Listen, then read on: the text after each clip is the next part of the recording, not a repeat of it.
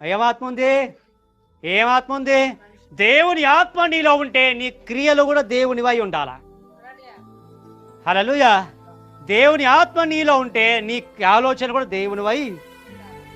దేవుని ఆత్మ నీలో ఉంటే నీ తలంపులు నీ నడవడి కూడా దేవునిదై ఉండాలా.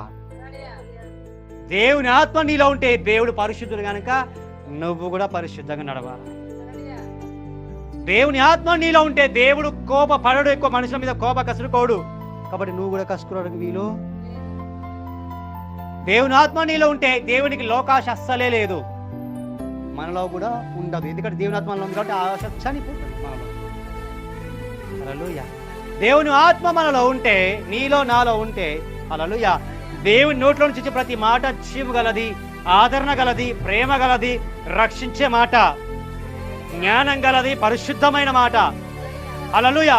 అదే దేవుని ఆత్మ నీలో ఉంటే నీలో నుంచి కూడా జీవం గల మాట వచ్చును గాక, పరిశుద్ధమైన మాట వచ్చును గాక, ప్రేమ గల మాట వచ్చును గాక, ఆదరణ పుట్టించే మాట వచ్చును గాక, దేవుని మాటలు నీ నోట్లో నుంచి వచ్చును గాక. ఏ ఆత్మ ఉంటే ఇంకా నీ ఆత్మ. హల్లెలూయా. దేవుని ఆత్మ ఉంటే ఏమి ఉండాలా?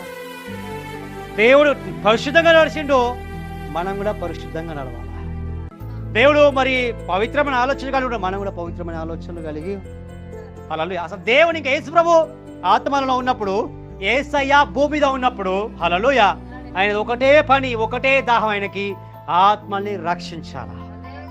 ఆత్మల్ని రక్షించాలా. నశిపోతున్న ప్రతి ప్రజ ఏ ఒక్కరి నరకానికి పోవడానికి వీల్లేదు. వాళ్ళందరూ నా నామములో రక్షణ పొందాలా. అది తండ్రి నామముని భూమి మీదకి వేసుకొని వచ్చిన కాబట్టి ఈ నామం అనే యేసు నామం అందరిని అందించాలా. యేసు ప్రతి బిడ్డ బాప్సం తీసుకోవాలా. యేసు రక్తం ప్రతి బిడ్డ కడగబడాలా. వాళ్ళందరూ నా రాజ్యం చేరాలా, నాతో కూడా వాళ్ళు యుగ యుగాలు జీవించాలా అన్న తపనతో భూమి మీదకి దేవుడు వచ్చి అదే పని చేసుకుని పోయిండు. హల్లెలూయా. అదే ఆత్మ, ఆయన ఆత్మ మనలో ఉన్నప్పుడు మన తపన కూడా అట్లనే ఉండాలి. యేసు నామమున నశిపోతున్న ప్రజల కోసం మనం కూడా పరిగెత్తాలా, వాళ్ళకి స్వార్థ ప్రకటించాలా. మనమే దేవుని రాజ్య పిల్లలుగా మారడానికి కాదు, మన ద్వారా కూడా అనేకులు దేవుని రాజ్య వారసులు కావాలి. మన రక్షణ ముందు అయిపోయిందా? మన ఆకలి తీరితే అయిపోయిందా? మనకు ఐశ్వర్యమత అయిపోయిందా? మన ఆశ్చర్యింపబడితే అయిపోయిందా? మన సుఖ సంతోషం ఉంటే అయిపోయిందా?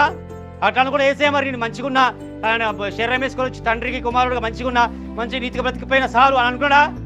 లేదు, 12 మంది శిష్యులు తయారు చేసి పండుగ లెక్కలకి అని పంపించింది. ఆ శిష్యులలో ఒక వ్యక్తి తోమా గారు చెన్నై వచ్చిండు. తమిళనాడు. హల్లెలూయా. ఆయన యేసు ప్రభు ఒక్కడు అట్లా ఉండి 12 మంది శిష్యులు మాకు చాలు, యేసు ప్రభు గెలుచుకొని 12 మంది శిష్యులు అట్లనే ఉండి